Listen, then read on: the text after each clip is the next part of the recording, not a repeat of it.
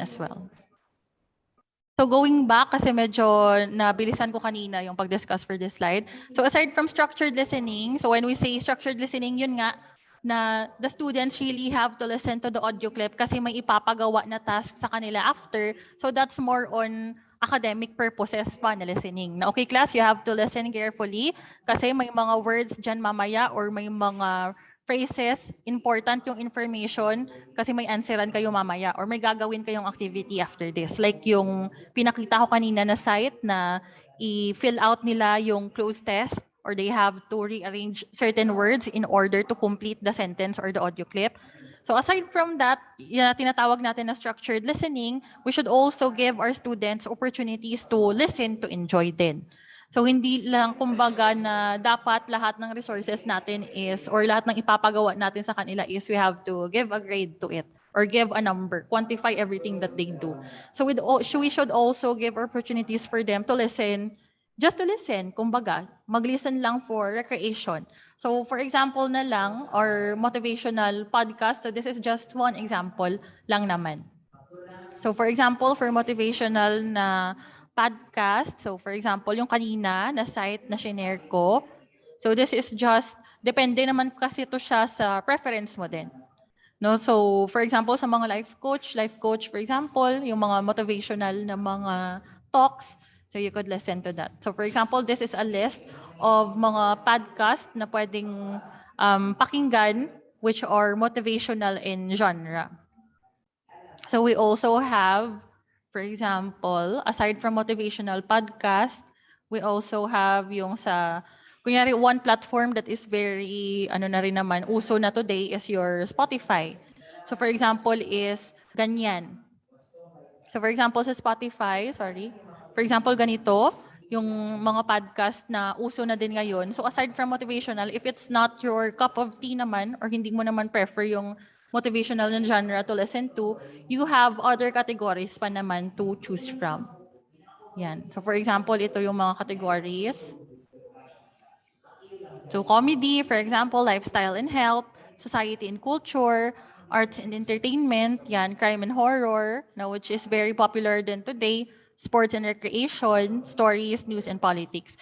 So this is also helpful kasi sometimes we want to listen to something but we are na yung mag-multitask tayo na ay may kailangan ako gawin pero gusto kong pakinggan. So hindi naman pwede na you are watching at the same time as working. Kay basi magbaliktad na ng obra mo dira karon.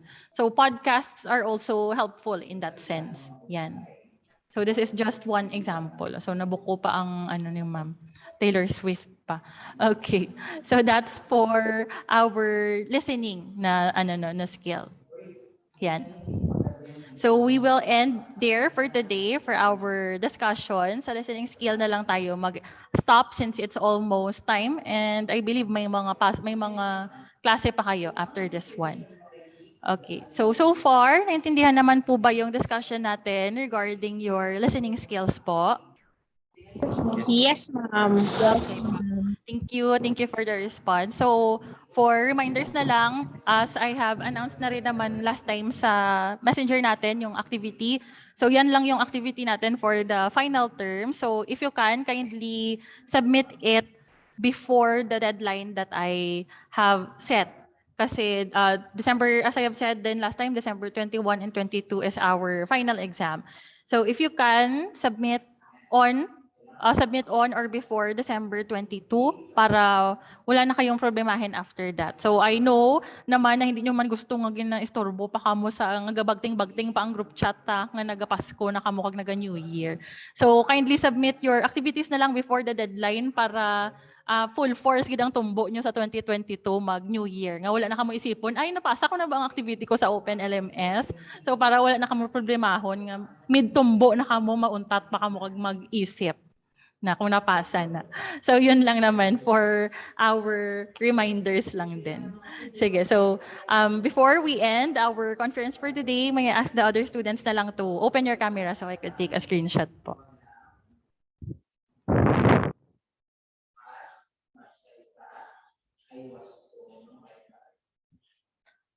Okay, so I'll take a screenshot in 1, 2, 3. Okay.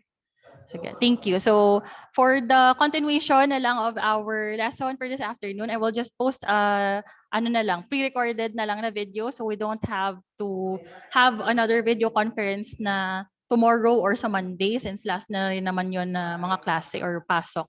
Sige, so I think or I believe this would be our last video conference na din for the week and for the term. So thank you so much for the participants for this basa-basa, for this Zoom conference for this afternoon. Basa-basa Thank again. you. Thank you, ma'am. Thank Merry you again. Christmas. Happy New Merry Merry Year. Christmas and Happy New Year, everyone. Sige po. Nag-bloopers Thank you. pa. Sige po. Thank you. Thank you, everyone. Pwede na pong exit sa Zoom. Thank you. Good day po.